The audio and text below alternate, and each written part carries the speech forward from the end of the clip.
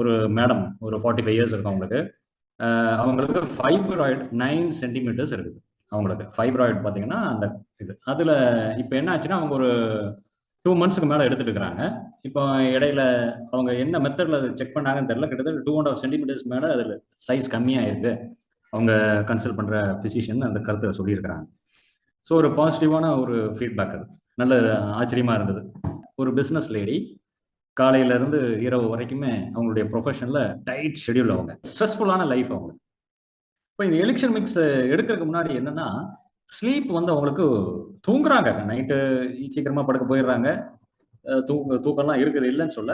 ஒரு sound sleep, அதாவது தன்னை மறந்து மெய் மறந்து தூங்குறாங்க தூக்கம் அப்படிங்கிற அந்த அனுபவம் இல்லாம இருந்தது.